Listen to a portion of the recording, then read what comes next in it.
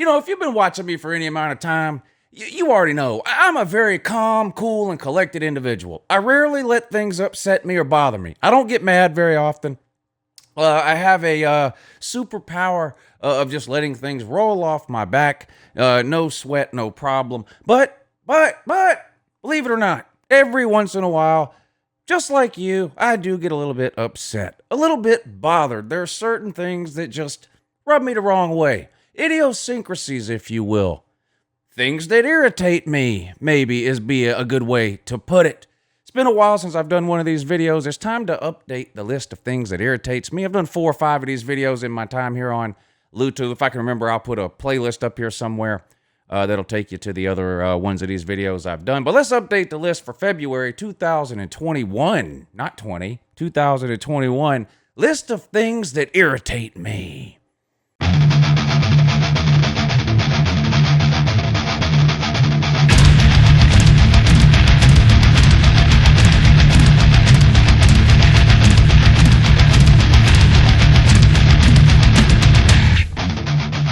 Yeah, good morning, and that's UncleLou here. That's right, it's me, UncleLou, live for you on LouTube today. Hey, thanks for watching. I really appreciate it also, and to in addition to that as well, subscribe to this channel if you're not already. Did you know I post college football videos almost every single day of the year? It's true. Some of them are even watchable. Check out all the live shows, everything. We got a ton of stuff going on here on the channel. There is no off season here. We do this thing year round. Let's get started with the list, though. Let's start right here with Comcast, because I had an issue today, as some of you may be aware. But anyway, woke up this morning, internet not working. Now, what is the first thing you do if your internet is not working for any reason? Wi-Fi related, router related, whatever. You're not getting any internet in your home. I mean, you don't even have, it happens on a subconscious level. What's the first thing you do? You unplug it, you wait the 5 minutes and stare at it, and you plug it back in. And you know it's not going to work when you plug it back in, but you do it anyway because you know when you call Comcast, that's the first thing they're going to tell you. It doesn't matter what you tell them is wrong with your internet. It could be slow. It could be not working at all. Some lights could be blinking that aren't supposed to. It could be singing. Hello, Comcast. Yeah, my router is literally singing Justin Bieber songs. Sir, unplug the router, wait 5 minutes, plug it back in. So by the time any of us call Comcast, we already know. So, you know, you tell them, I've already done that. But here's what they do now when you call in. It's an automated thing that tells you to unplug it and wait 5 minutes. And they won't even let you talk to somebody until that 5 minutes has gone by. That's insane. Everybody knows to unplug the damn router. We've all done that before we ever try to call you. And let me say this, Comcast is by far the best and fastest internet available in this area. And when it works great. And it works 99% of the time. But that 1% of the time is the problem. You know what the problem is? The problem isn't that Comcast is the best available internet in this area. The problem is that Comcast knows they're the best available internet in this area. What are you going to do? You're not going to leave Anybody else you go to here, the internet is absolute hot doo-doo. Comcast internet is great. It's the customer service that's the problem. It's 2021. There's no one calling into Comcast about an internet problem that hasn't already unplugged it and waited the 5 minutes. This is like, you have to be old like me, but if you had a regular Nintendo system, the first Nintendo that came out, the NES system, right? If the NES system was just coming out today and you had customer service numbers that you had to call if you had a problem with your NES, unplug your router and wait 5 minutes is the modern day version of take the cartridge out and blow in the hole. Who remembers that from your regular Nintendo? Oh hell, Nintendo's not working again. What are we gonna do? Well, take the cartridge out and blow in it. You spend half your time trying to play Nintendo doing this. You're down on your knees and shit because y'all usually had the thing sitting down low somewhere in some kind of an entertainment center, and you're down there. All you're doing is blowing spit into the Nintendo. But we all did it because the word was, that's how you fixed anything that was wrong with your Nintendo. Take the cartridge out and blow in it. I would like to see Comcast come up with a new list of steps for people to take to fix problems that wouldn't actually fix the problem. Unplugging your modem and plugging it back in doesn't work. If it did, we would not be on the phone with you. Comcast lady. So quit telling everybody that calls in to unplug the router and wait 5 minutes and then call back. We've already done that. I promise you. Nobody wakes up in the morning going, man, I really hope I get to call Comcast today. That would be amazing. What a lucky day it would be. What a great break for me if for some reason I had to get on the phone with Comcast customer service today. No one wants to call into you. So I promise you, long before it ever gets to the point of an idiot like me dialing the Comcast customer service number so you can talk to me like I'm a 2-year-old, I have already unplugged the modem and waited the 5 minutes and plugged it back in just so I can tell you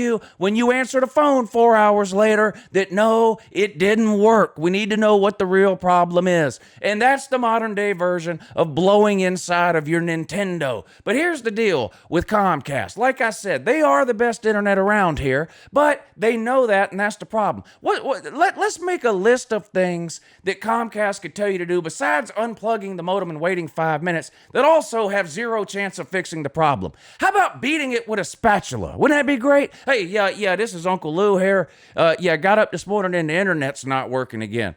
Sir, have you tried beating it with a spatula? I didn't think of that, lady. Hold on one second. And they're listening to you and you're in the background with the... And you come back on, no, ma'am, that didn't work. It's still not working. I beat the absolute hell out of it with the spatula like you told me to. Any other suggestions? It's too bad a router or a modem doesn't have batteries in it, like AA batteries. Like the remote control. What's the first thing you do when your remote control's not working? You slide the cover off the remote control, you roll the batteries around in there, put the cover back on. Like rolling the batteries around is some good. This is Uncle Lou here. I got up this morning and my router's not working. Oh, I'm sorry, bud, to hear about that. Sir, let me go ahead and get you to slide the cover off the back of your router and roll the batteries around. And then let me know if that fixes the problem. Went ahead and rolled the batteries around. Still didn't fix it. It doesn't matter what they ask you, what they tell you to do. The conversation ends the same way every time, doesn't it? I have to send a technician out to your house. They'll be there sometime between today at 2 p.m. and next September the 4th. Yeah, thank you, Comcast. Thank you. You know what else irritates me? Guys who wear women's visors. I didn't even know this was a thing until Georgia hired Kirby Smart. Now, I love Kirby Smart to death, and obviously I'm a huge Georgia fan. But what in the hell is with the women's golf visor, Kirby? I'll put a picture up. I'm sure you guys know what I'm talking about. This is insane. I get it that, Steve Spurrier, he wore the visor all those years, and he was sort of famous for wearing the visor. He wore a men's visor. I've got some visors. Generally, I wear them take them to the beach or something like that. I think I've got like a Tybee Island visor. I think I've got a St. Augustine. But anyway, so I get, wearing visors for whatever reason. I guess, given the right circumstances, it makes at least a little bit of sense. I don't know how much sense it makes roaming around the sideline with a visor on, much less a women's golf visor. And this is clearly a women's visor. You can tell by the shape. And I'm not sexist at all. Women wearing visors when they play golf or tennis or whatever the hell, or for any other reason they want. I have no problem with that. I just don't really understand what Kirby thinks he's doing or what point he's trying to prove by obviously wearing a women's visor. A women's visor has a different shape. The bill, especially, just has a different, almost a more rounded shape. A women's visor has, whereas a men's visor tends to come straight off, well, like a regular hat, and it's just irritating. And I was telling somebody this the other day. This is a trash talk channel, so we're always looking for reasons to trash talk other teams, and because I'm a Georgia fan, people are always looking to trash talk Georgia. I don't understand why I have to be the one that points this out. Actually, what irritates me more than Kirby Smart wearing a women's visor is the fact that no other college football fans seem to have picked up on this. That would be the first thing I did if I was looking to make a trash talk video about Georgia or Kirby Smart or whatever the case, would be to point out the obvious fact that the dude is wearing a women's golf visor or tennis visor or whatever. But hey, Kirby, that's clearly a women's visor, bro. What are you doing? Now, here's another couple of things that really irritate me. They all kind of tie in together, though. These are all symptoms of the same sickness and disease. But like excuse-making people, right? Everybody knows these people, these excuse-making, instant gratification people, too.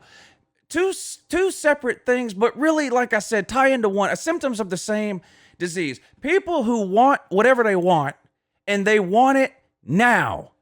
Now, they're not willing to do anything to get it. They're not willing to put in any work, especially any extra work. They're not willing to put in the time, the effort, the dedication, whatever it is. They're not willing to do literally anything at all to get it, whatever it is, but they want it now. Whether it's a promotion at work, whether it's to perform better at work, whatever it is, more money. They want, oh man, I wish I had more money. But they get up tomorrow and they do the exact same thing they did yesterday. They don't do anything different. They like I said, they're definitely not putting in any extra work, but they want everything they want it now, and they don't want to do anything to get it. And then, and this is where the excuse maker part comes in, when they see somebody else that does have those things, oh, well, they were just lucky. Look how lucky he is. Man, look at him. The luckiest man alive. No, it's not. That person did all the things that you're not willing to do. They did everything that you're not willing to do. The things that you don't want to take the time to do. The extra work that you didn't want to do, they did it. Now they have what you want and you don't. And you just make excuses. What excuses do you make? Oh, they were lucky.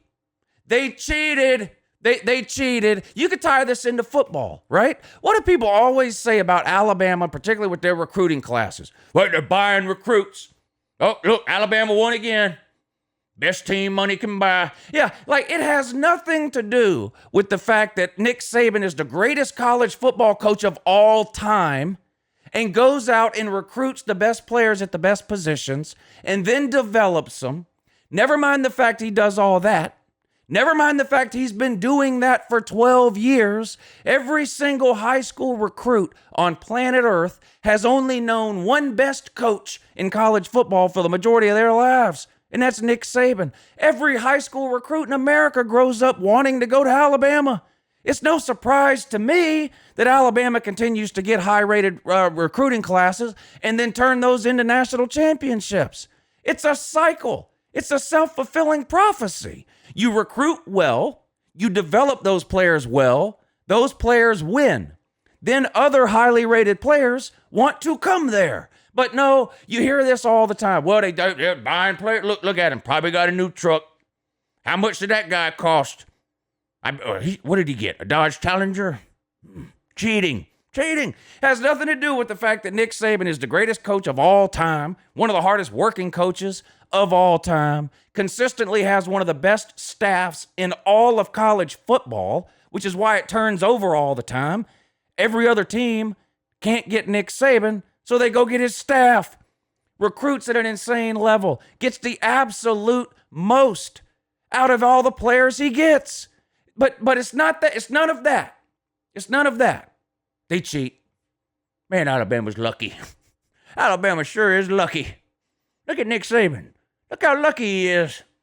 Mac Jones has a horseshoe up his ass. It has nothing to do with the fact that Mac Jones worked his ass off for 3 years at Alabama on the bench, on the practice squad for some of that time. And then when he got his chance to play, guess what? Mind blown. He had developed into an amazing player. Oh my God, I can't believe it.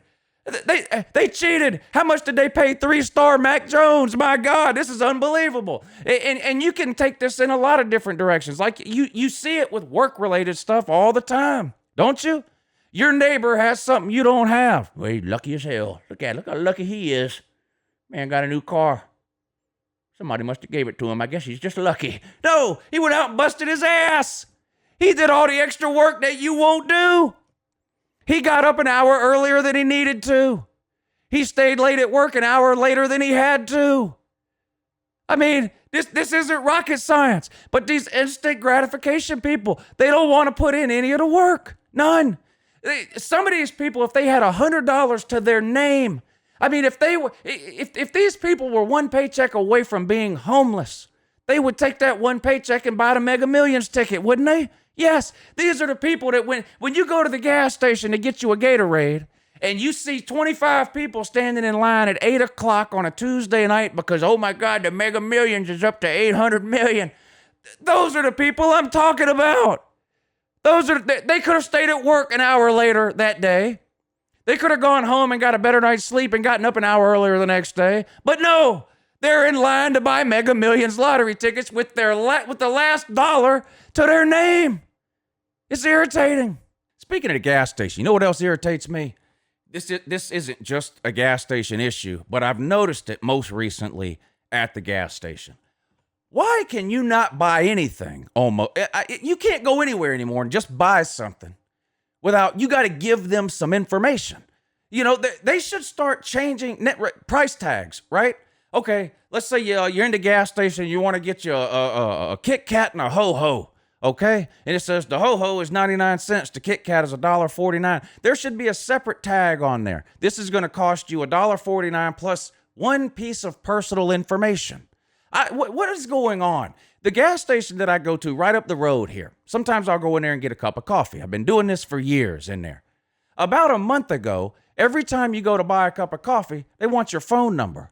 You say, phone number for what? Oh, for the coffee club, sir. Well, I'm not in the coffee club. Well, yeah, just enter your phone number and you will be in the coffee club. Well, what's the coffee club? Well, if you buy 142 cups of coffee, you get your 143rd cup of coffee free. Let me understand this. So I'm going to give you my phone number so that I can save $1.40 6 months from now. Now, I have to enter my phone number every single time over the next 6 months so that every coffee I get counts towards my coffee club. And you're going to take that phone number and you're going to sell it to every single extended car warranty company in America. That's what you're doing?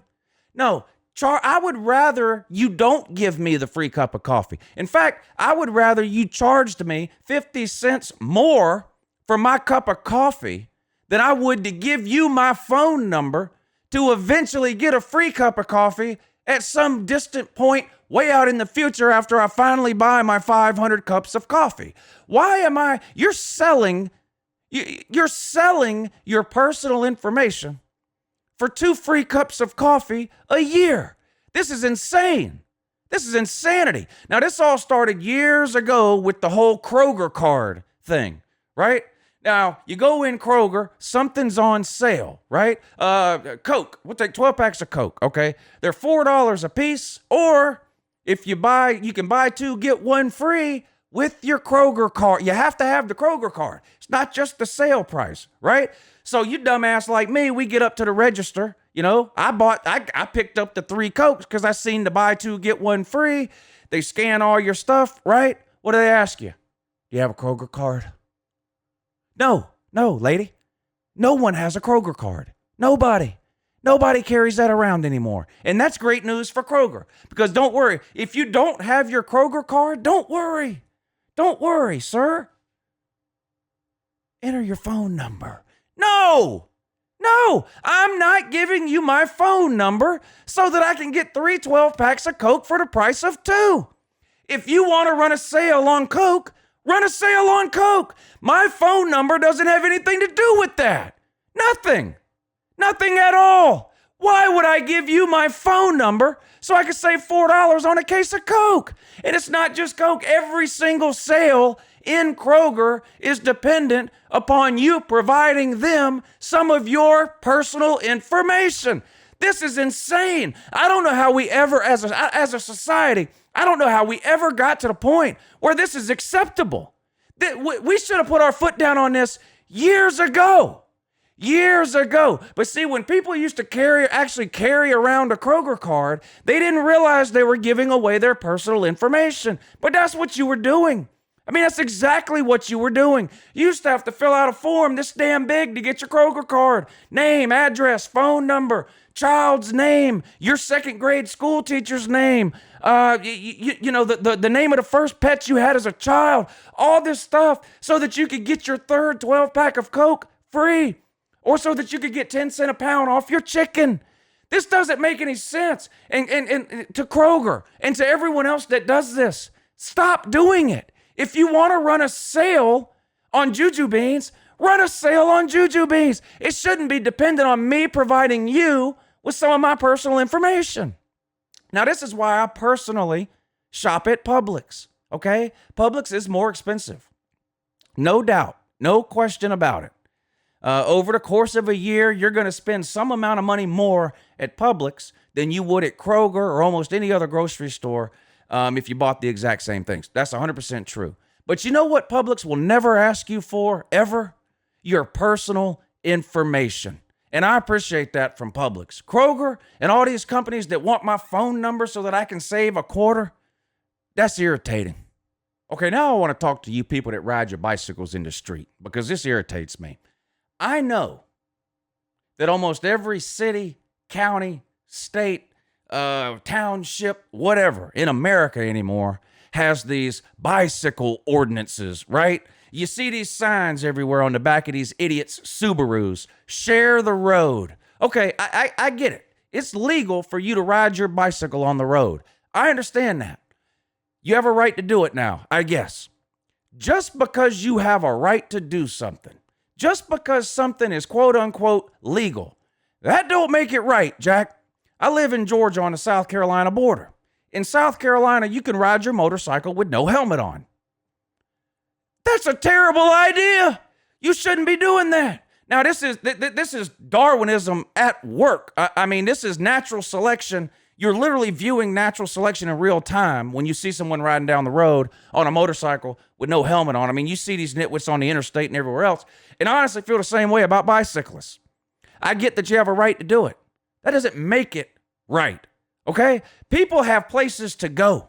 That's why they're in their car on the road. If I didn't have somewhere to be, I'd be out riding a bicycle, but I'm not. I'm in my car going somewhere because I have somewhere to be and a time to be there. I don't have time to slow down, and I don't know what this, and I don't know what all this means. When you're on your bicycle and I see you doing anything, it's all this to me. It's all that to me. That's all I see. I see you on your bicycle and doing all these kinds of things right here. This is all I see. And so I would never purposely run somebody over, but accidents happen. That's all I'm saying. And I do feel bad every time I read a newspaper article about some such and such bicyclist got mowed over on whatever main street here, out taking his daily bicycle ride, and somebody in a car clipped him with their mirror, and now he's retarded for the rest of his life, or a vegetable, and eating out of a straw forever. I do feel bad for people that happens to. I also feel bad for the guy that climbs into the lion's cage at the zoo and gets torn to shreds. I feel bad for the guy, but at some point you gotta go, you climbed into a lion's cage, dude. I mean, at some point you gotta go, hey, bro, you were riding your bicycle at 5:30 in the afternoon down one of the busiest roads in town. I mean, I know you had a right to do it, but I don't, maybe not a good idea. Let me tell you right now 2 facts that I know. And there's going to be people that disagree with this. I know that this is why this is on the list of things that irritates me, because I've had these conversations with people before that disagree with these 2 facts I'm about to tell you. And what I'm about to tell you is 100% accurate. If you disagree, you're wrong. Okay? And that's irritating. Red Lobster and Olive Garden. And I'm going to explain this to you. Red Lobster is not a seafood restaurant. Olive Garden is not an Italian restaurant.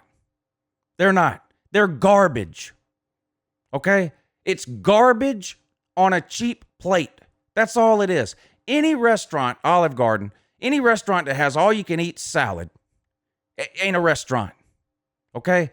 The food they give you at Olive Garden is not Italian food. Okay? It's pasta covered in white sauce. That's all it is. And some kind of meat that they're putting in there.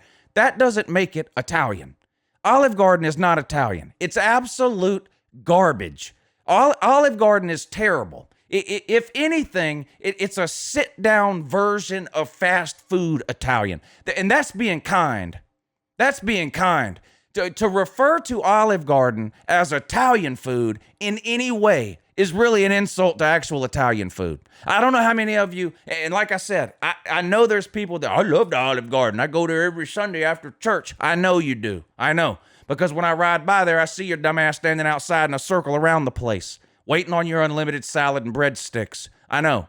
It ain't Italian. It's not. You want some Italian food? Go to a real Italian restaurant. You're not going anywhere and getting Italian food for $8 a plate. It's not happening. Red Lobster, same thing. It's not seafood. You walk into a place and there's a bubblegum machine on the right and a tank on the left with 2 10-year-old lobsters in it that can barely move. That is not a seafood restaurant. I only go there for the cheese biscuits, Lou. Great. But you can order the Red Lobster cheese biscuit box thing and have it sent to your house and make it yourself. Going to Red Lobster to eat cheese biscuits doesn't somehow make Red Lobster a seafood restaurant. It's not. Red Lobster, just like the Olive Garden, at best is a fast food version of seafood. It's not seafood. They got unlimited crab legs on Tuesday nights. How fat are you? You don't need unlimited crab. You don't need unlimited anything. Okay, that'd be a whole other video there. I could do a whole other video on unlimited, but don't even get me. I don't have time here. This video is already way too long, which irritates me. But these are just facts, okay? And people that disagree irritate me. And some people get belligerent about it. I love Olive Garden, Lou. I love, great. I love Taco Bell. That ain't Mexican food, though. Taco Bell's not Mexican food. Taco Bell is a tortilla with old-ass cheese and something pretending to be meat in it. It ain't Mexican food. Olive Garden ain't Italian, and Red Lobster ain't seafood, lady. Okay, last one here, and then I gotta go. I got sweating and hot and everything else out here. You know what really irritates me? Talking about things that irritate me. That irritates me. Anyway, people who talk about things they don't do or don't watch and go out of their way to make sure that everybody knows they don't do that, they don't watch that, I don't listen to that, I don't sing that, I'm not going to see a movie with him in it, I'm not watching this sport, I'm no longer listening to this artist or whatever the case. Nobody cares. Nobody. Literally nobody. Most people don't even care what you do watch. Okay?